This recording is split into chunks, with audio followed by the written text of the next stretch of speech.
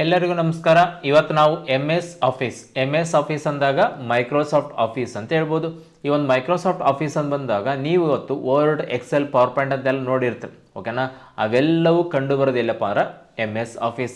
M ಅಂದ್ರೆ micro, S ಅಂದ್ರೆ soft. ಇದು ಫುಲ್ ಫಾರ್ಮ್ ನೋಡ್ತಾ ಹೋದ್ರೆ ಮೈಕ್ರೋಸಾಫ್ಟ್ ಆಫೀಸ್ ಅಂತ ಕರಿತಾರೆ. ಎಲ್ಲ ಶಾರ್ಟ್ಕಟ್ಟಲ್ಲಿ ಕರೆದೇನ್ರಿ ಎಮ್ ಎಸ್ ಆಫೀಸ್ ಅಂತ ಕರಿತಾರೆ. ಯಾವಾಗಾರ ಈ ಒಂದು ಎಮ್ ಎಸ್ ಆಫೀಸ್ ಅಂತ ಬಂದಾಗ ಇದು ಏನಪ್ಪ, ಈ ಒಂದು ವರ್ಡ್, ಎಕ್ಸೆಲ್, ಪವರ್ ಪಾಯಿಂಟ್ಗಳನ್ನು ಹೊಂದಿರುವಂತಹ ಒಂದು ಆಫೀಸ್ ಸೂಟ್ ಅಂತ ಹೇಳ್ತಾರೆ. ಸೂಟ್ ಅಂದಾಗ ಏನಪ್ಪ, ಇಲ್ಲಿ ಹಲವಾರು ಸಾಫ್ಟ್ವೇರ್ ಸೇರ್ಕೇಸಿ ಒಂದೇ ಒಂದು ಸಾಫ್ಟ್ವೇರ್ ಆಯ್ತಾ. ಓಕೆನಾ? ಹಾಗಾದ್ರೆ ಅಲ್ಲಿರುವಂಥ ಹಲವಾರು ಸಾಫ್ಟ್ವೇರ್ ಯಾವಂತ ನೋಡ್ತಾ ಹೋದ್ರೆ Word, PowerPoint, Excel, OneNote, Outlook, Publisher, Access, Skype, Yammer, Microsoft Planner, Microsoft Team, Exchange, OneDrive, SharePoint, ಈ ಥರ ಇವೆಲ್ಲ ಸಾಫ್ಟ್ವೇರ್ ಸೇರಿಸ್ಕೇಸ್ ಒಂದೇ ಒಂದು ಸಾಫ್ಟ್ವೇರ್ ಮಾಡಿರಿ ಅದು ಯಾವ್ದಪ್ಪ, ಎಮ್ ಎಸ್ ಆಫೀಸ್. ಆಫೀಸ್ ಅಂದ್ರೆ ಏನ್ರಿ, ಎಲ್ಲರೂ ಸೇರಿ ಒಂದೇ ಕಡೆ ಕೆಲಸ ಮಾಡೋದು, ಅದಕ್ಕೆ ಆಫೀಸ್ ಅಂತಾರೆ. ಅದೇ ಥರನಾಗಿ ಈ ಒಂದು ಎಮ್ ಎಸ್ ಆಫೀಸ್ನ ಅಕ್ಟೋಬರ್ 1, 1990 ಇದನ್ನು ಇಂಟ್ರೊಡ್ಯೂಸ್ ಮಾಡ್ತಾರೆ. ಇಂಟ್ರೊಡ್ಯೂಸ್ ಮಾಡಿದವರು ಯಾರಪ್ಪ ಅಂದ್ರೆ ಬಿಲ್ ಗೇಟ್ಸ್. ಬಿಲ್ ಗೇಟ್ಸ್ ಅಂತ ಬಂದಾಗ ಇವರು ಅಭಿವೃದ್ಧಿಪಡಿಸಿದ ಸಂಸ್ಥೆ ಯಾವ್ದ್ರಿ, ಮೈಕ್ರೋಸಾಫ್ಟ್. ಓಕೆನಾ? ಅದ್ರಗೋಸ್ಕರ ಮೈಕ್ರೋಸಾಫ್ಟ್ ಆಫೀಸ್ ಅಂತ ಕರೀತಾರೆ. ಕ್ಲಿಯರಾ? ಇವಾಗ ಈ ಒಂದು ಮೈಕ್ರೋಸಾಫ್ಟ್ ಆಫೀಸ್ನ ಕಂಡಿಡೋ ಮೂಲ ಉದ್ದೇಶ ಅಂತ ನೋಡ್ತಾ ಹೋದ್ರೆ, ಈ ಒಂದು ಬಿಲ್ ಗೇಟ್ಸ್ ಇದಲ್ರಿ, ಪ್ರಪಂಚದಲ್ಲಿ ಇವತ್ತು ಒಂದು ಪರ್ಟಿಕ್ಯುಲರ್ ಒಂದು ಬುಕ್ ಬರೀಬೇಕಾದ್ರೆ ಒಂದು ಸಾಫ್ಟ್ವೇರ್ ನೆಟ್ಟಿಗೆ ಇದ್ದಿಲ್ಲ. ಅದೇ ಥರನಾಗಿ ವಿಡಿಯೋ ಎಡಿಟಿಂಗ್ ಮಾಡೋದು ಅಥವಾ ಏನೋ ಒಂದು ಪ್ರೆಸೆಂಟೇಷನ್ ಮಾಡಬೇಕಂದ್ರು, ಏನಾದರೂ ಯಾರಿಗೊಂದು ಸ್ವಲ್ಪ ಒಂದು ಕ್ಲಿಪ್ನ ತೋರಿಸ್ಬೇಕಂದ್ರು ಸರಿಯಾದೊಂದು ಏನಪ್ಪ ಸಾಫ್ಟ್ವೇರ್ ಇದ್ದಿಲ್ಲ. ಅದೇ ಥರ ಲೆಕ್ಕ ಮಾಡೋಕೆ ಏನಪ್ಪ ಈಸಿಯಾಗಿ ಚೆನ್ನಾಗಿ ಅರ್ಥ ಆಗುವಂಥ ಒಂದು ಸಾಫ್ಟ್ವೇರ್ ಇದ್ದಿಲ್ಲ. ಅದ್ರಗೋಸ್ಕರ ಏನು ಮಾಡ್ತಾರೆ, ಇವರು ಒಂದು ಸಾಫ್ಟ್ವೇರ್ನ ಕಂಡೋದಕ್ಕೆ ಆ ಸಾಫ್ಟ್ವೇರ್ ಮುಖಾಂತರ ಹಲವಾರು ಜನರಿಗೆ ಉಪಯೋಗ ಆಗೋ ಥರ ನಾವು ಒಂದು ಸಾಫ್ಟ್ವೇರ್ ಕಂಡಿಡೋದು ತಿಳ್ಕೊಂಡು ಏನು ಮಾಡ್ತಾರೆ, ಈ ಒಂದು ಬಿಲ್ ಗೇಟ್ಸ್ ಅವರು 1990 ಎಮ್ ಎಸ್ ಆಫೀಸ್ನ ಕಂಡುಹಿಡಿತಾರೆ. ಓಕೆನಾ? ಇವಾಗ ಈ ಒಂದು ಎಮ್ ಎಸ್ ಆಫೀಸ್ ನೀವೇನಾದ್ರು ಪರ್ಚೇಸ್ ಮಾಡ್ಬೇಕಾರೆ ಒಂದು ವರ್ಷಕ್ಕೆ ಅಂತ ಬಂದಾಗ ಇಲ್ಲಿ ಸಿಂಗಲ್ ಯೂಸರ್ ಅಥವಾ ಫ್ಯಾಮಿಲಿ ಪ್ಯಾಕೇಜ್ ಅಂತ ಇರುತ್ತೆ. ಓಕೆನಾ? ಸಿಂಗಲ್ ಯೂಸರ್ಗೆ ಒಂದು, ಫ್ಯಾಮಿಲಿ ಪ್ಯಾಕೇಜ್ ಒಂದು ಅಮೌಂಟ್ ಇರುತ್ತೆ. ಓಕೆನಾ? ಇಲ್ಲ ಲೈಫ್ ಟೈಮ್ ಬೇಕಂದ್ರೆ 17,000 ಸಮಥಿಂಗ್ ಅಮೌಂಟ್ ಇದೆ. ಅಮೌಂಟನ್ನು ನೀವು ಪೇ ಮಾಡಿ ಕೇಸನ್ನ ಬೈ ಮಾಡಬೇಕು. ಓಕೆನಾ? ಪ್ರಪಂಚದಲ್ಲಿ 800 ಕೋಟಿ ಜನ ಇದ್ದಾರೆ. ಆ 800 ಕೋಟಿ ಜನ 100 ಕೋಟಿ ಜನ ಏನಪ್ಪ ಈ ಒಂದು ಎಮ್ ಎಸ್ ಆಫೀಸ್ನ ಒಬ್ಬೊಬ್ಬರು ಏನಂತಿದ್ರೆ 10,000 ರಿಂದ 17,000 ತನಕ ಪೇ ಮಾಡ್ತಾರೆ. ಅಂಥ ಟೈಮಲ್ಲಿ 100 ಕೋಟಿ ಜನ ಕೇವಲ 10,000 ಪೇ ಮಾಡಿದ್ರೆ ಎಷ್ಟಾಗುತ್ತೆ? ಇಡೀ ಬಿಲ್ಡಿಂಗ್ ತುಂಬತೈತಲ್ಲ. ಅದಕ್ಕೋಸ್ಕರ ಹಿಂದ್ಗಡೆ ಶ್ರೀಮಂತರ ಪಟ್ಟಿಯಲ್ಲಿ ಬಿಲ್ ಗೇಟ್ಸ್ ಅವರು ನಂಬರ್ 1 ಸ್ಥಾನದಲ್ಲಿದ್ದು, ಇವಾಗ ಟಾಪ್ 10ದಲ್ಲಿ ಕೂಡ ಇದ್ದಾರೆ. ಯಾರ್ರೀ? Bill Gates. ಓಕೆನಾ? ಇವಾಗ ಈ ಒಂದು ಎಮ್ ಎಸ್ ಆಫೀಸ್ ನಾವು ಸ್ವಲ್ಪ ಇತಿಹಾಸ ನೋಡ್ತಾ ಹೋದರೆ, ಈ ಒಂದು ಎಮ್ ಎಸ್ ಆಫೀಸ್ ಅಂತ ಬಂದಾಗ ಅಕ್ಟೋಬರ್ 1, 1990 ಯಾವುದನ್ನ ಈ ಒಂದು ಎಮ್ ಎಸ್ ಆಫೀಸ್ನ ಕಂಡಿಡ್ತಾರ. ಕ್ಲಿಯರಾ? ಹಾಗಾದ್ರೆ ಇವತ್ತು ಈ ಒಂದು ಎಮ್ ಎಸ್ ಆಫೀಸ್ ಅಂತ ಬಂದಾಗ 2019, 2021 ಇವತ್ತು ಆಫೀಸ್ 365 ಈ ಥರ ಲೇಟೆಸ್ಟ್ ವರ್ಷನ್ ಸ್ಟಾರ್ಟ್ ಆಗಿದ್ದು 1990 ವಿಂಡೋಸ್ 1ರಲ್ಲಿ ಇದನ್ನ ಇನ್ಸ್ಟಾಲ್ ಮಾಡ್ತಾ ಇದ್ರು. ಅವಾಗ ಅದ್ರ ಹೆಸರು ಏನಂತ್ರಿ, ಮೈಕ್ರೋಸಾಫ್ಟ್ ಆಫೀಸ್ ಅಂತಿತ್ತು. ಓಕೆನಾ? ಯಾವಾಗ 1990 1990 ಈ ಒಂದು ಎಮ್ ಎಸ್ ಆಫೀಸ್ ಕಂಡಿಡ್ತಾನ. ಅವಾಗ ಅದು ಆನ್ಲೈನ್ ಇರಲ್ಲ, ಆಫ್ಲೈನ್ ಅಷ್ಟೇ ವರ್ಕ್ ಆಗ್ತಾ.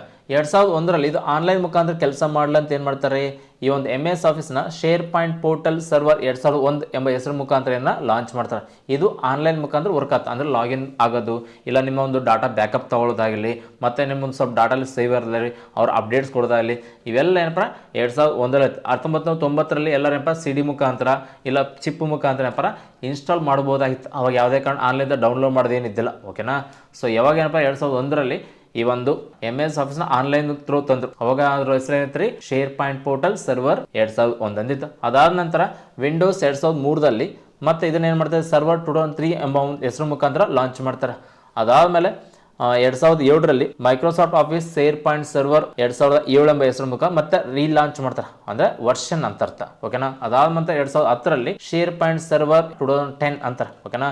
ಈ ಒಂದು ಎಮ್ ಎಸ್ ಆಫೀಸ್ ಅಂತ ಬಂದಾಗ ಸ್ಟಾರ್ಟಿಂಗ್ 1 ಇತ್ತು. ಓಕೆನಾ? ಅದಾದ ನಂತರ ಏನಪ್ಪ 95 ಬಂತು. ಆಮೇಲೆ ಏನಪ್ಪ 2000 ಬಂತು. ಓಕೆನಾ? ಆಮೇಲೆ 2003 ಬಂತು. ಆಮೇಲೆ ಎಮ್ ಎಸ್ ಆಫೀಸ್ 2007 ಬಂತು. ಓಕೆನಾ? ಆಮೇಲೆ ಏನಪ್ಪ 2010 ಬಂತು. ಓಕೆನಾ? ಅದಾದಮೇಲೆ 2013 ಬಂತು. ಅದಾದಮೇಲೆ 2016 ಬಂತು. 2019 ಬಂತು. ಅದಾದಮೇಲೆ 2021 ಬಂತು. ಇವಾಗ 365 ಬಂತು. ಆಫೀಸ್ 365 ಇವಾಗ ಇರುವಂಥ ಲೇಟೆಸ್ಟ್ ವರ್ಷನ್ ಯಾವ್ದು, ಆಫೀಸ್ 365. ಈ ಥರ ಇವೆಲ್ಲ ವರ್ಷನ್ ಬಂತು. ಅಲ್ಲೇನಪ್ಪ ಇವಾಗ ಶೇರ್ ಪಾಯಿಂಟ್ ಸರ್ವರ್ 2013, 16 ಈ ಥರ ಒಂದು ಹೆಸರು ಇರುತ್ತೆ. ಓಕೆನಾ? ಬಟ್ ಅವೆಲ್ಲ ವರ್ಷನ್ ಬಂದಾಗ ಈ ಹೆಸರಿದ್ದು ಇವಾಗ ಲೇಟೆಸ್ಟ್ ಆಗಿ ಬಳಸೋದೇನ್ರಿ, ಇಲ್ಲಿ ನೋಡ್ರಿ ಮೈಕ್ರೋಸಾಫ್ಟ್ ಆಫೀಸ್ 365 ಅಂತಿದೆ. ಓಕೆನಾ? ಈ ತರ ಸಿಂಬಲ್ ಬಂದಿದೆ. ಸೊ ಇಲ್ಲಿ ವರ್ಡ್ ಅಂತ ಬಂದಾಗ ಐಕಾನ್ ಏನಿದೆ W ಇದೆ, ಎಕ್ಸೆಲ್ ಬಂದಾಗ X ಇದೆ, ಪವರ್ ಪಾಯಿಂಟ್ P ಇದೆ. ಬಟ್ ಎಕ್ಸಾಮ್ ಅಲ್ಲಿ ಇನ್ನ ಕೇಳಬಹುದು ಎಕ್ಸೆಲ್ ನ ಐಕಾನ್ ಏನಂತ ಕೇಳ್ತಾನ. ಎಕ್ಸೆಲ್ ನ ಐಕಾನ್ ಏನ್ರಿ, X ಅಂತ ಇದೆ. ಕ್ಲಿಯರ್? ಒನ್ ನೋಟ್ ಗೆ N ಇದೆ, ಆಕ್ಸೆಸ್ ಗೆ A ಇದೆ, ಪಬ್ಲಿಷರ್ P ಇದೆ, ಮತ್ತೆ ಇನ್ಫೋಪಾತ್ ಗೆ I ಇದೆ, ಸ್ಕೈಪ್ ಗೆ S ಇದೆ, ಔಟ್ಲುಕ್ ಗೆ O ಇದೆ, ಓಕೆನಾ. ಒನ್ ಡ್ರೈವ್, ಗೂಗಲ್ ಡ್ರೈವ್ ಅಂತ ಆ ತರ ಇದು ಒನ್ ಡ್ರೈವ್ ಅಂತಿದೆ. ಓಕೆನಾ. ಹಾಗಾದ್ರೆ ಸ್ವಲ್ಪ ಇವಾಗ ಈ ಒಂದು MS ಆಫೀಸ್ ಕುರಿತು ಹಾಗಾದ್ರೆ ಇವಾಗ ಈ ಒಂದು MS ಆಫೀಸ್ ಕುರಿತು ಸ್ವಲ್ಪ ಇತಿಹಾಸ ತಿಳ್ತಾ ಹೋಗೋಣ. ಹಾಗಾದ್ರೆ ಇವಾಗ ಈ ಒಂದು MS ಆಫೀಸ್ ಕುರಿತು ಇನ್ನೂ ಸ್ವಲ್ಪ ಹೆಚ್ಚಿನ ಮಾಹಿತಿಯನ್ನು ಪಡೆಯೋಣ. ಈ ಒಂದು MS ಆಫೀಸ್ ಅಂತ ಬಂದಾಗ ಇವತ್ತು ಲೇಟೆಸ್ಟ್ ಆಗಿರುವಂಥ ವರ್ಷನ್ ಯಾವ್ದ್ರಿ, ಮೈಕ್ರೋಸಾಫ್ಟ್ ಆಫೀಸ್ 365 ಅಂತಿದೆ. ಇದನ್ನು ಜುಲೈ 9, 2024ರಲ್ಲಿ ಲಾಂಚ್ ಮಾಡ್ತಾರೆ. ಓಕೆನಾ. ಇದೇ ವರ್ಷ ಜುಲೈ 9ರಂದು ಇದನ್ನು 365 ಎಂಬ ಹೆಸರಿನ ಮುಖಾಂತರ ನಾಮಕರಣ ಮಾಡಿ ಲಾಂಚ್ ಮಾಡ್ತಾರೆ. ಇವಾಗ ಲೇಟೆಸ್ಟ್ ಆಗಿ ಸಿಗುವಂಥ ಸಾಫ್ಟ್ವೇರ್ ಇವೆಲ್ಲ ಇದೆ ನೋಡ್ರಿ. ಇವೆಲ್ಲ ಏನಪ್ಪ ಒಂದು 12 ಸಾಫ್ಟ್ವೇರ್ ಇದಾವೆ. ಇವೆಲ್ಲ ಏನಪ್ಪ ನೀವು MS ಆಫೀಸ್ನ ನೀವು ಸ್ವಲ್ಪ ಏನಪ್ಪ ಅಮೌಂಟ್ ಪೇ ಮಾಡಿ ತಗೋಬೇಕು. ಅಮೌಂಟ್ ಎಷ್ಟಂತ ಬಂದಾಗ 17,726.20160 ಇಷ್ಟು ಅಮೌಂಟ್ ನೀವು ಪೇ ಮಾಡೋದಕ್ಕೆ ಇದು ನಿಮಗೆ ಡೌನ್ಲೋಡ್ ಆಗುತ್ತೆ. ಮತ್ತೆ ಈ ಒಂದು ಮೈಕ್ರೋಸಾಫ್ಟ್ ಆಫೀಸ್ನ ತಯಾರು ಮಾಡಲು ಬಳಸಿದಂಥ ಭಾಷೆ C++. ಓಕೆನಾ. ಯಾವ ಭಾಷೆಲಿಂದ ತಯಾರು ಮಾಡಿರೋದನ್ನ C++. ಹಿಂದಿನ ಕ್ಲಾಸಲ್ಲಿ ಲ್ಯಾಂಗ್ವೇಜ್ ಬಗ್ಗೆ ಏನು ಹೈ ಲೆವೆಲ್ ಲೋ ಲೆವೆಲ್ ಅಂತ ಬರುತ್ತೆ. ಅಂಥ ಟೈಮಲ್ಲಿ ಹಿಂದಿನ ಕ್ವಶನ್ ಆಯ್ತು, ಆ್ಯಂಡ್ರಾಯ್ಡನ್ನು ತಯಾರಿಸಲು ಬಳಸುವ ಭಾಷೆ C ಅಥವಾ C++. ಅದೇ ಥರನಾಗಿ ಇವತ್ತು ಈ ಒಂದು ಮೈಕ್ರೋಸಾಫ್ಟ್ ಆಫೀಸ್ನ ತಯಾರು ಮಾಡಲು ಬಳಸಿದಂಥ ಭಾಷೆ ಅಂದರೆ C++. ಇನ್ನು ಎಕ್ಸಾಮಲ್ಲಿ ಕೇಳ್ಬೋದು, ಸ್ವಲ್ಪ ಗೊತ್ತಿರಲಿ. ಅದಾದ ನಂತರ ಈ ಒಂದು ಮೈಕ್ರೋಸಾಫ್ಟ್ ಆಫೀಸ್ ಅಂತ ಬಂದಾಗ ಇದು ವಿಂಡೋಸ್ಗೂ ಸಪೋರ್ಟ್ ಮಾಡುತ್ತೆ ಮತ್ತು ಮ್ಯಾಕ್ OS. ಮ್ಯಾಕ್ ಅಂತ ಬಂದಾಗ ಮ್ಯಾಕಿಂಟೋಸ್ ಅಂದರೆ ಆ್ಯಪಲ್ ಸಂಸ್ಥೆಯ ಈ ಒಂದು ಕಂಪ್ಯೂಟರ್ ಮತ್ತು ಲ್ಯಾಪ್ಟಾಪಲ್ಲಿ ಬಳಸ್ತೇನೆ ರೀ ಮ್ಯಾಕ್ ಅಂತ ಬಳಸ್ತಾ. ನಾವು ನೀವು ಬಳಸುವಂಥ ಕಂಪ್ಯೂಟರ್ ಬಳಸ್ತೇವೆ, ವಿಂಡೋಸ್ ಬಳಸ್ತೇವೆ. ಓಕೆನಾ. ಇವತ್ತಿದು ವಿಂಡೋಸ್ಗೆ ಬರುತ್ತೆ ಮತ್ತು ಮ್ಯಾಕ್ OSಗೂ ಬರುತ್ತೆ. ಯಾವುದೇ ಈ ಒಂದು MS ಆಫೀಸ್. ಅದೇ ಥರ ಇದು ಇವತ್ತು 102 ಭಾಷೆಗಳಲ್ಲಿ ಲಭ್ಯವಿದೆ. ಯಾವುದ್ರಿ ಮೈಕ್ರೋಸಾಫ್ಟ್ ಆಫೀಸ್. ಅದೇ ಥರನಾಗಿ ಈ ಒಂದು MS ಆಫೀಸ್ ಕೇವಲ ಹಿಂದ್ಗಡೆ ಯಾವುದಕ್ಕೆ ಸೀಮಿತ ಆಯ್ತು ರೀ, ಕಂಪ್ಯೂಟರ್ ಮತ್ತು ಲ್ಯಾಪ್ಟಾಪ್ ಸೀಮಿತ ಆಯ್ತು. ಇದನ್ನು ಏನಪ್ಪ ಮೊಬೈಲ್ ಕೂಡ ಏನಪ್ಪ ಕೆಲಸ ಮಾಡೋತಾರೆ ಏನಪ್ಪ ಈ ಒಂದು ಸಾಫ್ಟ್ವೇರ್ನ ಕಂಡಿಡ್ತಾರೆ. ಯಾವಾಗಪ್ಪ ಅಂದರೆ ಏಪ್ರಿಲ್ 19, 2000 ಕಂಡಿಡ್ತಾರೆ. ಸೊ 2021ರಲ್ಲಿ ಲೇಟೆಸ್ಟ್ ಆಗಿರುವಂಥ ವರ್ಷನ್ ಯಾವ್ದು ರೀ 17.0 ಅಂತಿದೆ. 2021 ಅಕ್ಟೋಬರಲ್ಲಿ ಲಾಂಚ್ ಮಾಡ್ತಾರೆ. ಇವತ್ತು ನೀವು ಈ ಒಂದು MS ಆಫೀಸ್ನ ಈ ಒಂದು ಮೊಬೈಲಲ್ಲಿ ಕೂಡ ಬಳಸಬಹುದು. ಅದಾದಮೇಲೆ ಈ ಒಂದು MS ಆಫೀಸ್ನ ಮ್ಯಾಕ್ನಲ್ಲಿ ಕೂಡ ಏನಪ್ಪ ಬಳಸ್ಬೋದು ಅಂತ ನಾನು ಹೇಳ್ತೆ. ಓಕೆನಾ. ಸೊ ಅಂಥ ಟೈಮಲ್ಲಿ ಇದನ್ನು ಯಾವಾಗ ಲಾಂಚ್ ಮಾಡೋದು ಅಂತಿಕ್ಕರೆ ಆಗಸ್ಟ್ 1, 1989ನಲ್ಲಿ ಆರಂಭಿಸ್ತಾರೆ. ಯಾವುದನ್ನು ಈ ಒಂದು MS ಆಫೀಸ್ನ. ಅದಾದ ನಂತರ ಏನಪ್ಪ ಇವತ್ತು ಇರುವಂತಹ ಲೇಟೆಸ್ಟ್ ವರ್ಷನ್ ಅಂದಾಗ ಏನಪ್ಪ ಈ ಒಂದು ಮೈಕ್ರೋಸಾಫ್ಟ್ ಆಫೀಸ್ 2021 ಅಂತ ಏನಪ್ಪ ಈ ಒಂದು ಮ್ಯಾಕಲ್ಲಿದೆ. ಬಟ್ ನಮ್ಮ ಒಂದು ಕಂಪ್ಯೂಟರ್ ಇದೆ 365 ಅಂತಿದೆ. ಕ್ಲಿಯರಾ. ಅದಾದ ನಂತರ ಈ ಒಂದು ಮ್ಯಾಕ್ ಅಂತ ಬಂದಾಗ ಇಲ್ಲಿ ಎಷ್ಟು ಭಾಷೆಗಳಿದೆ ಲಭ್ಯವಿದೆ, 16 ಭಾಷೆಗಳಲ್ಲಿ ಲಭ್ಯವಿದೆ. ಅದಾದ ನಂತರ ಈ ಒಂದು ಮೈಕ್ರೋಸಾಫ್ಟ್ ಕಾರ್ಪೊರೇಷನ್ ಈ ಒಂದು ಸಂಸ್ಥೆ ಬಗ್ಗೆ ಸ್ವಲ್ಪ ತಿಳ್ಕೊ. ಯಾಕಂದ್ರೆ ಇವತ್ತು ಈ ಒಂದು MS ಆಫೀಸ್ನ ಅಭಿವೃದ್ಧಿಪಡಿಸಿದ ಸಂಸ್ಥೆ ಅವರಿ ಮೈಕ್ರೋಸಾಫ್ಟ್ ಸಂಸ್ಥೆ. ಇದ್ರ ಹೆಸರು ಏನಿದೆಪ್ಪ ಅಂದ್ರೆ ಮೈಕ್ರೋಸಾಫ್ಟ್ ಕಾರ್ಪೊರೇಷನ್ ಅಂತಿದೆ. ಯಾವಾಗ ಆರಂಭ ಆಯ್ತು ರೀ, ಏಪ್ರಿಲ್ 4, 1975ದಲ್ಲಿ ಇದು ಆರಂಭ ಆಯ್ತು. ಯಾವುದು ಮೈಕ್ರೋಸಾಫ್ಟ್ ಆಫೀಸ್. ಈ ಒಂದು ಸಂಸ್ಥೆಯನ್ನು ಬಿಲ್ ಗೇಟ್ಸ್ ಮತ್ತು ಪಾಲ್ ಅಲೆನ್ ಎಂಬ ಇಬ್ಬರು ಸ್ನೇಹಿತರು ಈ ಒಂದು ಸಂಸ್ಥೆನ ಆರಂಭಿಸ್ತಾರೆ. ಅಂಥ ಟೈಮಲ್ಲಿ ಹಿಂದ್ಗಡೆ ಈ ಥರ ಒಂದು ಕಂಪ್ನಿ ಮಾಡ್ತಾರೆ. ಅಂಥ ಟೈಮಲ್ಲಿ ಈ ಸೈಡ್ ಬಿಲ್ ಗೇಟ್ಸು, ಈ ಸೈಡು ಪಾಲ್ ಅಲೆನ್ ಇವರಿಬ್ಬರು ಸೇರ್ಕೊಂಡು ಏನಪ್ಪ ಈ ಒಂದು ಮೈಕ್ರೋಸಾಫ್ಟ್ ಕಾರ್ಪೊರೇಷನ್ ಎಂಬ ಸಂಸ್ಥೆನ ಅಭಿವೃದ್ಧಿಪಡಿಸ್ತಾರೆ. ಆ ಒಂದು ಏರಿಯಾ ಹೆಸರು ಏನಪ್ಪ One Microsoft Way, Redmond, Washington, US ಅಂತ. ಇವತ್ತು ಈ ಒಂದು ಮೈಕ್ರೋಸಾಫ್ಟ್ ಆಫೀಸ್ ಅಂತ ಇಡೀ ಅಮೇರಿಕನ್ ಬಂದಾಗ ಮೋಸ್ಟ್ ಎಕನಾಮಿಕ್ ಅಂತ ಬಂದಾಗ ಅಲ್ಲಿ ಹೈಯೆಸ್ಟ್ ಆಗಿ ಏನಪ್ಪ ಕಾಂಟ್ರಿಬ್ಯೂಟ್ ಮಾಡುವಂಥ ಸಂಸ್ಥೆ ಏನಪ್ಪ ಇದಾಗಿದೆ. ಯಾವುದಂದಿಕ್ಕರೆ ಮೈಕ್ರೋಸಾಫ್ಟ್ ಕಾರ್ಪೊರೇಷನ್. ಯಾಕಂದಿಕ್ಕರೆ ಇವತ್ತು ಈ ಒಂದು ಅಮೇರಿಕದಲ್ಲಿ ಒಂದು ದೊಡ್ಡ ಕ್ಯಾಂಪಸ್ ಇದೆ ನೋಡ್ರಿ, ಇದೇನಂತಿದ್ದು ಮೈಕ್ರೋಸಾಫ್ಟ್ ಕ್ಯಾಂಪಸ್ ರೀ. ಮತ್ತು ಇದನ್ನು ಆಫೀಸ್ ಅಂತ ಬಂದಾಗ ಇವತ್ತು ಪ್ರಪಂಚದಲ್ಲಿ ದೊಡ್ಡ ಏನಪ್ಪ ದೇಶಗಳಲ್ಲಿ ಮತ್ತು ಮೇಜರ್ ಸಿಟಿಗಳಲ್ಲಿ ಮೈಕ್ರೋಸಾಫ್ಟ್ ಕಂಪನೀಸ್ ನೋಡ್ತಾ ಇದ್ದಂತಿಕ್ಕರೆ ಭಾಳ ದೊಡ್ಡ ಪ್ರಮಾಣದಲ್ಲಿ ಇರುತ್ತೆ. ಯಾಕಂತಿಕ್ಕರೆ ಒನ್ ಟೈಮ್ ಚಿಕ್ಕದಾಗಿತ್ತು ಸಂಸ್ಥೆ, ಇವತ್ತು ವರ್ಲ್ಡ್ ವೈಡ್ ಆಗಿ ಏನಪ್ಪ ಸರ್ವಿಸ್ ಕೊಡ್ತಾ ಇದೆ. ಓಕೆನಾ. ಅದ್ರಗೋಸ್ಕರ ನೆನಪಲ್ಲಿ ಇವತ್ತು ನೀವೇನಾದ್ರು ಒಂದು ಬಿಸ್ನೆಸ್ನ ಸ್ಟಾರ್ಟಿಂಗ್ ಅಂತ ನೋಡಿದಾಗ ಅಷ್ಟೊಂದು ಇರಲ್ರಿ, ಬಟ್ ಬರ್ತಾನೆಪ್ಪ ಅದೇ ಇವತ್ತು ಈ ಒಂದು ಪ್ರಪಂಚಕ್ಕೆ ದೊಡ್ಡ ಹೊರ ಆಗುತ್ತೆ. ಓಕೆನಾ. ಅದಕ್ಕೆ ಬೆಸ್ಟ್ ಎಕ್ಸಾಂಪಲ್ ಯಾವಪ್ಪ ಮೈಕ್ರೋಸಾಫ್ಟ್ ಹೇಳ್ಬೇಕು. ಯಾಕಂತಿಕ್ಕರೆ ಇವತ್ತು ಈ ಒಂದು ಬಿಲ್ ಗೇಟ್ಸ್ ಅಂತ ವ್ಯಕ್ತಿ ಅಂತ ಬಂದಾಗ ನೆನಪಿರಲಿ, ಇವರು ಹಾರ್ವರ್ಡ್ ಯೂನಿವರ್ಸಿಟಿಯಲ್ಲಿ ಓದ್ತಾ ಇದ್ರು. ಅಂಥ ಟೈಮ್ ಇವರು ಡಿಗ್ರಿ ಡ್ರಾಪ್ ಔಟ್ ಆಗಿದ್ರು. ಯಾಕಂದ್ರೆ ಇವರು ಅಷ್ಟೊಂದು ಟ್ಯಾಲೆಂಟ್ ಇದ್ದಿಲ್ಲ, ಇವರು ಬ್ಯಾಕ್ ಬೆಂಚರ್ ಸ್ಟೂಡೆಂಟ್ ಆಯ್ತು. ಯಾರ್ರಿ ಈ ಒಂದು ಬಿಲ್ ಗೇಟ್ಸ್. ಇವರು ಹುಟ್ಟಿದ್ದು ಯಾವಾಗಪ್ಪ ಅಂದರೆ ಅಕ್ಟೋಬರ್ 28, 1955 ಹುಡ್ತಾರೆ. ಎಲ್ಲಪ್ಪ ಅಮೆರಿಕ ದೇಶದಲ್ಲಿ. ಓಕೆನಾ. ಇವರು ಈ ಒಂದು ಹಾರ್ವರ್ಡ್ ಯೂನಿವರ್ಸಿಟಿಯಲ್ಲಿ ಏನಪ್ಪ ಡಿಗ್ರಿ ಡ್ರಾಪ್ ಔಟ್ ಆಗ್ತಾರೆ. ಅಂಥ ಟೈಮಲ್ಲಿ ಇವರು ಬ್ಯಾಕ್ ಬೆಂಚರ್ ಆಗಿರ್ತಾರೆ. ಇವರು ಅಷ್ಟೊಂದು ನಾಲೆಜ್ ಏನು ಇರಲ್ಲ. ಬಟ್ ಇವರು ಕಾಲೇಜಿಂದ ಹೊರಗೆ ಬಂದಮೇಲೆ ಏನು ಮಾಡ್ತಾರೆ, ಪ್ರಪಂಚಕ್ಕೆ ನಾನು ಏನು ತೋರಿಸ್ಬೇಕು ಮತ್ತು ಜನರಿಗೆ ಉಪಯೋಗ ಒಂದು ಸಾಫ್ಟ್ವೇರ್ ಕಂಡುಹಿಡಬೇಕಂತ ತಿಳ್ಕೊಂಡು ಏನು ಮಾಡ್ತಾರೆ, ಪಾಲ್ ಅಲೆನ್ ಜೊತೆ ಸೇರಿ ಇವ್ರು ಏನು ಮಾಡ್ತಾರೆ, ಮೈಕ್ರೋಸಾಫ್ಟ್ ಕಾರ್ಪೊರೇಷನ್ ಎಂಬ ಒಂದು ಸಂಸ್ಥೆನ ಅಭಿವೃದ್ಧಿಪಡಿಸ್ತಾರೆ. ಅಭಿವೃದ್ಧಿಪಡಿಸಿದ ಮೇಲೆ ಏನು ಮಾಡ್ತಾರೆ, ಫಸ್ಟ್ ಒಂದು ವಿಂಡೋಸ್ನ ತಯಾರು ಮಾಡ್ತಾರೆ. ವಿಂಡೋಸ್ ಅಂತ ಬಂದಾಗ ಇವತ್ತು ನೀವೇನು ಆ್ಯಂಡ್ರಾಯ್ಡ್ ಅಂತ ಬಳಸಿ ನೋಡ್ರಿ, ಅದೇ ಥರನಾಗಿ ಒಂದು ಮುಖ್ಯವಾದ ಸಾಫ್ಟ್ವೇರ್ ಏನಪ್ಪ ಕಂಪ್ಯೂಟರ್ಗೆ ಏನಪ್ಪ ಯೂಸ್ ಆಗೋ ಥರ ಬಳಸ್ತಾರೆ. ಅದಕ್ಕಿಂತ ಮುಂಚೆ ಹೆಂಗಿದ್ದು ಅಂತಿಕ್ಕರೆ ಲಿನಿಕ್ಸ್ ಯೂನಿಕ್ಸ್ ಅಂತಿದ್ದು. ಓಕೆನಾ. ಲಿನಿಕ್ಸ್ ಯೂನಿಕ್ಸ್ ಅಂತ ಬಂದಾಗ ಇವೆಲ್ಲ ಕೋಡಿಂಗ್ಲಿಂದ ಆಪ್ರೇಟ್ ಆಗ್ತಾವೆ, ಓಕೆನಾ. ಬಟ್ ಈ ಒಂದು ವಿಂಡೋಸ್ ಅಂತ ಬಂದಾಗ GUI ಅಂತ ಬಂದಾಗ ಗ್ರಾಫಿಕಲ್ ಯೂಸರ್ ಇಂಟರ್ಫೇಸ್ ಹಿಂಗೆ ಕ್ಲಿಕ್ ಮಾಡಿದ ತಕ್ಷಣ ಓಪನ್ ಆಗಿಬಿಡುತ್ತೆ, ಓಕೆನಾ. ಸೊ ಜನರಿಗೆ ಅಂತ ಬಂದಾಗ ಕೋಡಿಂಗ್ ಕಲಿಬೇಕು, ಅದನ್ನು ಆಪ್ರೇಟ್ ಮಾಡ್ಬೇಕಂದ್ರೆ ಭಾಳ ಕಷ್ಟ ಆಗ್ತಿತ್ತು, ಓಕೆನಾ. ಅದ್ರಗೋಸ್ಕರ ಏನು ಮಾಡ್ತಾರೆ, ಪ್ರಪಂಚದಲ್ಲೇ ಮೊಟ್ಟ ಮೊದಲ ಬಾರಿಗೆ ನಾವೇನು ಮಾಡೋಣ, ಈ ಒಂದು ಕಂಪ್ಯೂಟ್ರಲ್ಲಿ ಏನಪ್ಪ ಆ ಜನರಿಗೆ ಸರಳವಾಗಿ ಅರ್ಥ ಆಗಬೇಕು ಮತ್ತು ಕಡಿಮೆ ಬಜೆಟಲ್ಲಿ ಇರಬೇಕು. ಯಾಕಂದ್ರೆ ಮ್ಯಾಕ್ ಅಂತ ಅದಕ್ಕೆ ಮುಂಚಿತ್ತು, ಬಟ್ ಅದು ಸ್ವಲ್ಪ ಕಾಸ್ಟ್ಲಿ ಇತ್ತು ಮತ್ತು ಸೆಕ್ಯೂರ್ ಆಗಿತ್ತು, ನಾರ್ಮಲ್ ಪೀಪಲ್ಸ್ಗೆ ಅರ್ಥ ಆಗ್ತಿಲ್ಲ. ಬಟ್ ಈ ಒಂದು ವಿಂಡೋಸ್ ಅಂತ ಬಂದಾಗ ಸಾಮಾನ್ಯ ಜನರಿಗೂ ಅರ್ಥ ಆಗೋತಾರಪ್ಪ, ಇವ್ರಿಗೆ ಒಂದು ಸಾಫ್ಟ್ವೇರ್ ಕಂಡಿರ್ತಾರೆ. ಅಂತ ಟೈಮಲ್ಲಿ ಪ್ರಪಂಚ ಅಂತ ಬಂದಾಗ 800 ಕೋಟಿ ಇದ್ದಾಗ ನೆನಪಲ್ಲಿ ಇದರಲ್ಲಿ 100 ಕೋಟಿ ಜನ ಒಬ್ಬೊಬ್ರು ಏನಂತೀವಿ 10,000 ಪೇ ಮಾಡಿದ್ರು ಎಷ್ಟು ಪರ 1 ಲಕ್ಷ ಕೋಟಿ ಆಗುತ್ತೆ. ಅದ್ರಗೋಸ್ಕರ ಇವ್ರ ಹಿಂದ್ಗಡೆ ಶ್ರೀಮಂತರ ಪಟ್ಟಿಯಲ್ಲಿ ನಂಬರ್ 1 ಆಗಿತ್ತು ಯಾರ್ರಿ, ಬಿಲ್ ಗೇಟ್ಸ್. ಕ್ಲಿಯರಾ. ಸೊ ಇವ್ರು ಏನು ಮಾಡ್ತಾರೆ, ಹಾರ್ವರ್ಡ್ ಯೂನಿವರ್ಸಿಟಿಯಲ್ಲಿ ಬ್ಯಾಕ್ ಬೆಂಚ್ ಸ್ಟೂಡೆಂಟ್ ಆಗಿರ್ತಾರೆ. ಸೊ ಇವ್ರು ಏನು ಮಾಡ್ತಾರೆ, ಒಂದು ಸಾಫ್ಟ್ವೇರ್ ಕಂಡಿಡಿದ ಕೇಸಿ ಏನಪ್ಪ ಅದು ಎಲ್ಲರಿಗೂ ಸೇಲ್ ಮಾಡ್ತಾರೆ, ಒಳ್ಳೆ ರೀತಿ ಪ್ರಾಫಿಟ್ ಆಗುತ್ತಾ. ಕೆಲವು ಸಂಸ್ಥೆಗಳು, ಕೆಲವು ಆರ್ಗನೈಸೇಷನ್ಗಳು ಮತ್ತು ದೊಡ್ಡ ದೊಡ್ಡ ವ್ಯಕ್ತಿಗಳು ಇವ್ರನ್ನ ಚೀಫ್ ಗೆಸ್ಟ್ ಆಗಿ ಏನಪ್ಪ ವೆಲ್ಕಮ್ ಮಾಡ್ತಾರೆ. ಅಂತ ನಮ್ಗೆ ಇವರು ಆ ಒಂದು ಫಂಕ್ಷನ್ಗೆ ಚೀಫ್ ಗೆಸ್ಟ್ ಆಗಿ ಹೋಗಿ ಕೇಸಿ ಅಲ್ಲಿ ಇವರ ಒಂದು ವ್ಯಕ್ತಿತ್ವವಾಗಿ ಹೇಳೋ ಟೈಮಲ್ಲಿ ನಾನು ಹಾರ್ವರ್ಡ್ ಯೂನಿವರ್ಸಿಟಿಯಲ್ಲಿ ಬ್ಯಾಕ್ ಬೆಂಚ್ ಸ್ಟೂಡೆಂಟು, ಕಾಲೇಜ್ ಬಿಟ್ಟು ಹೊರಗೆ ಹಾಕಿದ್ರು, ಈ ಒಂದು ಸಂಸ್ಥೆನ ಅಭಿವೃದ್ಧಿಪಡಿಸಿ ಅಂತ ಹೇಳ್ತಾರೆ. ಅಂತ ಟೈಮಲ್ಲಿ ಈ ಒಂದು ವಿಷಯ ಹಾರ್ವರ್ಡ್ ಯೂನಿವರ್ಸಿಟಿದವ್ರು ಗೊತ್ತಾಗ್ತಾ. ಬಟ್ ಅವ್ರು ಏನು ಮಾಡ್ತಾರೆ, ಅಲ್ಲಿ ತನಕ ಅವ್ರು ಏನು ಮಾಡ್ತಾರೆ, ಈ ಒಂದು ಬಿಲ್ ಗೇಟ್ಸ್ ಹತ್ರ ಹೋಗಿ ಅವ್ರು ರಿಕ್ವೆಸ್ಟ್ ಮಾಡ್ತಾರೆ, ಯಾವುದೇ ಕಾರಣಕ್ಕೂ ಇನ್ನು ಮುಂದೆ ನೀವು ಹಾರ್ವರ್ಡ್ ಯೂನಿವರ್ಸಿಟಿಯ ಡ್ರಾಪ್ಔಟ್ ಸ್ಟೂಡೆಂಟ್ ಅಂತ ಎಲ್ಲಿ ಹೇಳ್ಬೇಡ್ರಿ, ನಮ್ಮ ಒಂದು ಯೂನಿವರ್ಸಿಟಿ ಕಡೆಯಿಂದ ನಿಮ್ಗೆ ಡಾಕ್ಟ್ರೇಟ್ ಕೊಡ್ತಾರೆ ಅಂತ ಕೇಸಿ ಏನು ಮಾಡ್ತಾರೆ, ಈ ಒಂದು ಹಾರ್ವರ್ಡ್ ಯೂನಿವರ್ಸಿಟಿ ಇವರಿಗೆ ಡಾಕ್ಟ್ರೇಟ್ ಕೊಡ್ತಾರೆ. ಮತ್ತು ಇವ್ರು ಏನು ಮಾಡ್ತಾರೆ, ಡಾಕ್ಟ್ರೇಟ್ ಪದವಿಯನ್ನು ಸ್ವೀಕಾರ ಮಾಡಿದ ನಂತರ ಇವರಲ್ಲಿ ಫಂಕ್ಷನ್ ಆ ಫಂಕ್ಷನ್ ಇವರು ಹೇಳ್ತಾರೆ, ನೀವು ಯಾರು ಟ್ಯಾಲೆಂಟ್ ಇದ್ರಿ, ಯಾರು ಚೆನ್ನಾಗಿ ಹೋದ್ರಿ ಅವ್ರು ಬಂದು ಕೇಸಿ ನಾಳೆ ಕಂಪ್ನಿಯಲ್ಲಿ ಏನಪ್ಪ ವರ್ಕಾಗಿ ಜಾಯ್ನ್ ಆಗ್ಯಾರ ಅಂತ ಹೇಳ್ತಾರೆ. ನೆನಪಿರಲಿ, ಕಾಲೇಜ್ ಡ್ರಾಪ್ ಆದ ಸ್ಟೂಡೆಂಟು ಏನಪ್ಪ ಆ ಒಂದು ಕಾಲೇಜಲ್ಲಿ ಏನಪ್ಪ ಡಿಗ್ರಿ ಪಡೆದಿಲ್ಲ, ಬಟ್ ಅದೇ ಕಾಲೇಜಲ್ಲಿ ಡಾಕ್ಟ್ರೇಟ್ ಪಡೆದ ಕೇಸಿ ಅಲ್ಲಿ ಚೆನ್ನಾಗಿ ಓದೋಂಥ ವಿದ್ಯಾರ್ಥಿಗಳನ್ನ ಏನಪ್ಪ ಸಂಸ್ಥೆಯಲ್ಲಿ ಕೆಲ್ಸಕ್ಕೆ ಇಟ್ಕೊಂಡು. ಅದಕ್ಕೋಸ್ಕರ ನೆನಪಲ್ಲಿ ಯಾವತ್ತು ಯಾರ ನಾಲೆಜ್ನ ಜಡ್ಜ್ ಮಾಡೋಕೆ ಕೊಡ್ರೆ ಯಾವತ್ತು ಯಾರು ಏನು ಮಾಡ್ತಾರೆ ಗೊತ್ತಿರಲ್ಲ. ಕ್ಲಿಯರಾ. ಸೊ ಅದ್ರಗೋಸ್ಕರ ಯಾರನ್ನೇ ಜಡ್ಜ್ ಮಾಡ್ಕ.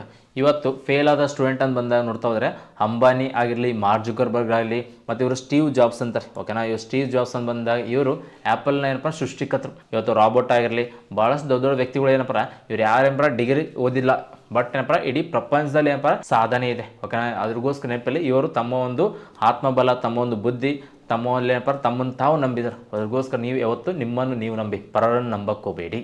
ಅದಾದ ನಂತರ ಈ ಒಂದು ಮೈಕ್ರೋಸಾಫ್ಟ್ನ CEO ಯಾರು ಇದ್ರಂತ ನೋಡ್ತಾ ಹೋದರೆ ಇವತ್ತು ಸತ್ಯ ನಾಡೆಲ್ಲ ಅಂತ ಇದ್ದಾರೆ. ಇವರು ಹೈದರಾಬಾದ್ನ ನಿವಾಸಿ. ಯಾರ್ರೀ, ಸತ್ಯ ನಾಡೆಲ್ಲ. ಇವರು 19 ಆಗಸ್ಟ್ 1967ರಲ್ಲಿ ಏನಪ್ಪ ಹೈದರಾಬಾದಲ್ಲಿ ಜನನ ಪಡಿತಾರೆ. ಅದಾದ ನಂತರ ಇವರು ಹೈದರಾಬಾದಲ್ಲಿ ಪ್ರಾರಂಭಿಕವಾಗಿ ಏನಪ್ಪ ಈ ಒಂದು ಶಿಕ್ಷಣ ಪಡಿತಾರೆ. ಆಮೇಲೆ ಅಮೆರಿಕದಲ್ಲಿ ಹೋಗಿಸಿ ಅಲ್ಲಿ ಶಿಕ್ಷಣ ಪಡ್ತಾರೆ. ಶಿಕ್ಷಣ ಪಡೆದ ನಂತರ 1992ರಲ್ಲಿ ಈ ಒಂದು ಮೈಕ್ರೋಸಾಫ್ಟ್ ಸಂಸ್ಥೆಗೆ ಜಾಯ್ನ್ ಆಗ್ತಾರೆ. ಜಾಯ್ನ್ ಆದ ನಂತರ ಇವರು ತಮ್ಮ ಒಂದು ಸೇವೆಯನ್ನು ಈ ಒಂದು ಮೈಕ್ರೋಸಾಫ್ಟ್ ಸಂಸ್ಥೆಗೆ ಅರ್ಪಣೆ ಮಾಡ್ತಾರೆ. ಅದಾದ ನಂತರ ಇವರು ಈ ಒಂದು ಮೈಕ್ರೋಸಾಫ್ಟ್ ಸಂಸ್ಥೆಯಲ್ಲಿ ಕೆಲವೊಂದು ಮೇಜರ್ ಆಗಿರುವಂತಹ ಕೆಲವು ಸಾಫ್ಟ್ವೇರ್ಸ್ ಆಗಿರಲಿ, ಈ ಒಂದು ವಿಂಡೋಸ್ ಆಗಲಿ, ಈ ಒಂದು MS ಆಫೀಸಲ್ಲಿ ಹಲವಾರು ಬದಲಾವಣೆ ತರ್ತಾರೆ. ಇವರ ಒಂದು ಟ್ಯಾಲೆಂಟನ್ನು ನೋಡಿಕೆಸಿ 2014ರಲ್ಲಿ ಇವ್ರನ್ನ ಮೈಕ್ರೋಸಾಫ್ಟ್ನ CEO ಆಗಿ ಅನೌನ್ಸ್ಮೆಂಟ್ ಮಾಡ್ತಾರೆ. ಅದಕ್ಕಿಂತ ಪೂರ್ವದಲ್ಲಿ ಈ ಒಂದು ಮೈಕ್ರೋಸಾಫ್ಟ್ನ CEO ಆಗಿ ಸುಂದರ್ ಪಿಚಾಯ್ ಅವರನ್ನು ನೇಮಕ ಮಾಡಬೇಕಂತ ಬಿಲ್ ಗೇಟ್ಸ್ ಅವರು ನಿರ್ಣಯ ಪಡ್ತಾರೆ. ಬಟ್ ಈ ಒಂದು ಸುಂದರ್ ಪಿಚಾಯ್ ಅವರು ಗೂಗಲ್ನಲ್ಲಿ ಹಲವಾರು ಬದಲಾವಣೆ ಮಾಡ್ತಾರೆ. ಆ್ಯಂಡ್ರಾಯ್ಡ್ ಆಗಿರಲಿ, ಗೂಗಲ್ ಕ್ರೋಮ್ ಆಗಲಿ, ಮತ್ತು ಗೂಗಲ್ ಅಂತ ಬಂದಾಗ ಈ ಒಂದು ಯಾವ ಸಂಸ್ಥೆಗೆ ಅಪೋಸಿಟ್ ಹಾಕಿಸಿ ಒಂದು ಉತ್ತಮ ರೀತಿಯಲ್ಲಿ ಕಾರ್ಯಾಚರಣೆ ಮಾಡೋಕ್ಕೆ ಮುಖ್ಯ ಕಾರಣದವರು ಯಾರ್ರಿ, ಸುಂದರ್ ಪಿಚಾಯ್. ಬಟ್ ಅವರು ಆ ಒಂದು ಗೂಗಲ್ ಬಿಟ್ಟು ಹೊರಗೆ ಬರೋಕ್ಕಾಗಲಾದ ಕಾರಣದಿಂದ ಏನಪ್ಪ ಇವ್ರನ್ನೇನು ಮಾಡ್ತಾರೆ, ಈ ಒಂದು ಸಂಸ್ಥೆಗೆ ಏನಪ್ಪ CEO ಆಗಿ ಆಯ್ಕೆ ಮಾಡ್ತಾರೆ. ಅದಾದ ನಂತರ ಈ ಒಂದು ಗೂಗಲ್ದವ್ರು ಏನು ಮಾಡ್ತಾರೆ, ಸುಂದರ್ ಪಿಚಾಯ್ ಹೆಂಗಿದ್ರು ನಮ್ಮ ಹತ್ರ ಇದ್ದಾರೆ ಮತ್ತು ಬೇರೆ ಕಡೆ ಕಳ್ಕೊಳ್ಳೋಕೆ ಇಷ್ಟ ಇಲ್ಲ, ಅದ್ರಗೋಸ್ಕರ ಏನು ಮಾಡ್ತಾರೆ, ಈ ಒಂದು ಗೂಗಲ್ ಸಂಸ್ಥೆಗಳು ಏನು ಮಾಡ್ತಾರೆ, ಅವ್ರನ್ನ ಏನಪ್ಪ ಗೂಗಲ್ನ CEO ಮಾಡ್ತಾರೆ. ಇವತ್ತು ಪ್ರಪಂಚದಲ್ಲಿ ಹಲವಾರು ದೊಡ್ಡ ದೊಡ್ಡ ಸಂಸ್ಥೆಗಳಿಗೆ CEO ಅಂತ ಬಂದಾಗ ನಮ್ಮ ಇಂಡಿಯನ್ಸ್ ಇದ್ದಾರೆ, ಓಕೆನಾ. ಬಟ್ ನಮ್ಮ ಒಂದು ಎಜುಕೇಷನ್ ಸಿಸ್ಟಮ್ ಅಂತ ಬಂದಾಗ ನಮ್ಗೇನು ಕಲಿಸ್ಕೊಡ್ತಾರೆ, ಇನ್ನೊಬ್ಬರ ಕೈಯಲ್ಲಿ ಹೆಂಗೆ ಕಲಿಬೇಕು, ಇನ್ನೊಬ್ಬರ ಒಂದು ಕೆಳಗಡೆ ನಾವು ಹೇಗೆ ಕೆಲಸ ಮಾಡಬೇಕು, ಇದನ್ನೇ ಕಲಿಸ್ಕೊಡ್ತಾಗಿ ಈ ಒಂದು ಎಜುಕೇಷನ್ ಸಿಸ್ಟಮ್ದಲ್ಲಿ ಲೀಡರ್ಶಿಪ್ ಕ್ವಾಲಿಟೀಸ್ ಆಗಲಿ, ಹೇಗೆ ಆಳ್ಕೆ ಮಾಡಬೇಕಾಗಲಿ ಇಂಥವು ಕಲಿಸ್ಕೊಡಲ್ಲ. ಬಟ್ ಅದನ್ನು ನಾವೇ ಓನಾಗಿ ಕಲಿಬೇಕಾಯ್ತು, ಓಕೆನಾ. ಅದ್ರಗೋಸ್ಕರ ನೀವು ಅಷ್ಟೇ ಯಾವುದೇ ಕಾರಣಕ್ಕೂ ಅಲ್ಲಿ ಬುಕ್ದಲ್ಲಿರುವಂಥ ಮಾಹಿತಿನ ಪಡ್ಕೊಳ್ರಿ. ಬಟ್ ಅದನ್ನೇನಪ್ಪ ನಿರಂತರವಾಗಿ ಇಟ್ಕೊಂಡು ಅದ್ರ ಮೇಲೆ ಏನಪ್ಪ ನಿಮ್ಮ ಒಂದು ಜೀವನ ಇದೆ ಅಂತ ತಿಳ್ಕೊಬೇಡಿ. ಯಾಕಂತ ಇವತ್ತು ಸೊಸೈಟಿ ಅಂತ ಬಂದಾಗ ಹೇಳ್ಬೇಕಂತ ನಮ್ಮ ಒಂದು ಟೆಕ್ಸ್ಟ್ ಬುಕ್ಸ್ನಲ್ಲಿ ಇದೇ ಕಂಟೆಂಟ್, ಬಟ್ ಆ ಒಂದು ಟೆಕ್ಸ್ಟ್ ಬುಕ್ಕಲ್ಲಿ ಇರುವಂಥ ಕಂಟೆಂಟು ಆ ಕ್ಷಣದಲ್ಲಿ ಮಾತ್ರ ಚೆನ್ನಾಗಿರುತ್ತೆ. ಬಟ್ ಅದು ರಿಯಲ್ ಲೈಫ್ ಬಂದಾಗ 50% ವರ್ಕೌಟ್ ಆಗುತ್ತೆ, ಇನ್ನೂ 50% ವರ್ಕೌಟ್ ಆಗಲ್ಲ, ಓಕೆನಾ. ಅದ್ರಗೋಸ್ಕರ ನಿಮಗೆ ಏನಪ್ಪ ಇವತ್ತು ಸಾಮಾಜಿಕ ಜ್ಞಾನ ಕೂಡ ಅಗತ್ಯವಿದೆ. ಅದ್ರಗೋಸ್ಕರ ಈ ಒಂದು ಸೊಸೈಟಿ ಹೇಗಿದೆ, ಈ ಸೊಸೈಟಿಯಲ್ಲಿ ನಾವು ಹೇಗಿರಬೇಕು. ಇವತ್ತು AI ಅಂತ ಬಂದಿತ್ತು. AI ಅಂದರೆ ಆರ್ಟಿಫಿಷಿಯಲ್ ಇಂಟೆಲಿಜೆನ್ಸ್. ಆರ್ಟಿಫಿಷಿಯಲ್ ಇಂಟೆಲಿಜೆನ್ಸ್ ಬಂದಾಗ ಅದ್ರ ಜೊತೆ ನೀವು ಯಾವ ಥರ ಕಮ್ಯುನಿಕೇಟ್ ಮಾಡಬೇಕು, ಮೊಬೈಲಲ್ಲಿ AI ಇದೆ ಅದನ್ನು ನಾವು ಹೇಗೆ ಯೂಸ್ ಮಾಡ್ಕೋಬೇಕು, ಈ ಥರ ಹಲವಾರು ವಿಷಯಗಳಿದೆ. ಇವೆಲ್ಲ ವಿಷಯ ಕಲಿಬೇಕು, ಓಕೆನಾ. ಇದೆಲ್ಲ ಬಿಟ್ಟು ನಾವು ಇನ್ಸ್ಟಾಗ್ರಾಮ್ ನೋಡೋದಾಗಲಿ, ವಾಟ್ಸಪ್ ನೋಡೋದಾಗಲಿ, ಇವುಟನ್ನೇ ಮಾಡ್ತಾ ಇದ್ದೀವಿ. ಬಟ್ ಆ ಊಟನ ಹೆಂಗೆ ಸೃಷ್ಟಿ ಮಾಡಬೇಕು, ಅದು ಹೆಂಗೆ ಕೆಲಸ ಮಾಡುತ್ತೆ, ಅದ್ರಲ್ಲಿ AI ಇದೆ, ಆ AI ಹೆಂಗೆ ಕೆಲಸ ಮಾಡಿ ಅದನ್ನು ತಿಳ್ಕೊತಾ ಇಲ್ಲ. ಅದ್ರಲ್ಲಿ ನಾವು ಅಡಕ್ಟ್ ಆಗಿದೆ. ಅದರಲ್ಲೊಂದು AI ಇದೆ, ನಮ್ಮ ಒಂದು ಇಷ್ಟಗಳೇನು, ನಾವು ಏನು ಸರ್ಚ್ ಮಾಡ್ತಾವೆ ಎಲ್ಲ ತಿಳ್ಕೊಂಡ್ಕೆ ತಕ್ಕಂತೆ ಡಾಟಾ ಕೊಡ್ತಾ ಇದೆ. ಓಕೆನಾ, ಅದನ್ನು ನಾವು ಬಿಡೋಕೆ ಅದ್ರಗೋಸ್ಕರ ನೆನಪಲ್ಲಿ ಯಾವತ್ತು ಈ ಒಂದು ಇನ್ಸ್ಟಾಗ್ರಾಮಲ್ಲಿ ಫೇಸ್ಬುಕ್ನ ನೋಡುವಂತಾಗಲಿ, ಅವುಗಳನ್ನ ಕ್ರಿಯೇಟ್ ಮಾಡುವಂಥ ಈ ಒಂದು ಬುದ್ಧಿ ನಿಮ್ಮ ಹತ್ರ ಬರಲಿ ಅಂತ ಹೇಳ್ತಾ ಇದ್ದೀನಿ. ಅದ್ರಗೋಸ್ಕರ ನೆನಪಲ್ಲಿ ಇವತ್ತು ನಮ್ಮ ಒಂದು ಎಜುಕೇಷನ್ ಸಿಸ್ಟಮ್ದಲ್ಲಿ ಹಲವಾರು ಬದಲಾವಣೆ ಆಗಬೇಕಾಗಿದೆ. ಬಟ್ ಅವೆಲ್ಲ ಇನ್ನೂ ಬದಲಾವಣೆ ಆಗ್ತಾ ಇಲ್ಲ. ಬಟ್ ನೀವು ಏನಪ್ಪ, ನೀವು ಬದಲಾವಣೆ ಆಗಿ ಅವು ಬದಲಾವಿಲ್ಲ ಅಂತ ಹೇಳ್ತಿಕ್ರಿ. ಹಾಗಾದ್ರೆ ನೀವಾದರೂ ಬದಲಾವಣೆ ಕೈಗೊಳ್ರಿ.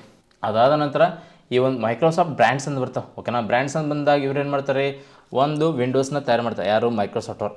ಓಕೆನಾ, ಅದಾದಮೇಲೆ ಮೈಕ್ರೋಸಾಫ್ಟ್ 365 ಏನಿದೆ ಇವಾಗ MS ಆಫೀಸ್ ಇದೆ ನೋಡ್ರಿ, ಮೈಕ್ರೋಸಾಫ್ಟ್ 365. ಅದಾದಮೇಲೆ ವೀಡಿಯೋ ಕಾಲ್ ಮಾಡೋಕೆ ಸ್ಕೈಪೈ ಅಂತಿದೆ. ಓಕೆನಾ, ಇದನ್ನು ಬೈ ಮಾಡಿದ್ದಾರೆ. ಓಕೆನಾ, ಇವ್ರದ್ದೆಲ್ಲ ಹಿಂದ್ಗಡೆ ಬೇರೆದಿತ್ತು, ಬಟ್ ಇದನ್ನು ಬೈ ಮಾಡಿದ್ರು. ನೆಕ್ಸ್ಟ್ ವಿಜುವಲ್ ಸ್ಟುಡಿಯೋ ಅಂತ ಬರ್ತಾರೆ. ಓಕೆನಾ, ಇವತ್ತು ಸಾಫ್ಟ್ವೇರ್ನ ತಯಾರು ಮಾಡೋಕೆ ಮತ್ತು ಅಲ್ಲಿ ಡಿಕೋಡಿಂಗ್ ಮಾಡೋಕೆ ಈ ಒಂದು ವಿಜುವಲ್ ಸ್ಟುಡಿಯೋ ಅಂತ ಬರ್ತಾರೆ. ಓಕೆನಾ, ಇಲ್ಲಿ ಟೆಸ್ಟ್ ಮಾಡೋಕೆ ಅಲ್ಲಿ ಇವೆಲ್ಲ ಬಳಸ್ತಾರೆ, ಯಾವುದನ್ನ ವಿಜುವಲ್ ಸ್ಟುಡಿಯೋ. ಮತ್ತು Xbox ಅಂತ ಬರುತ್ತೆ, ಅಂದರೆ ಗೇಮ್ ಆಡುವಂಥ ಡಿವೈಸ್ ಇದು. ಓಕೆನಾ, ಗೇಮ್ ಆಗಲಿ ಸ್ಪೀಕರಲ್ಲಿ ಬರ್ತಾವೆ, ಯಾವುದಪ್ಪ ಅಂತಿಕ್ರಿ Xbox, ಇದನ್ನು ಇವರೇ ತಯಾರು ಮಾಡ್ತಾರೆ.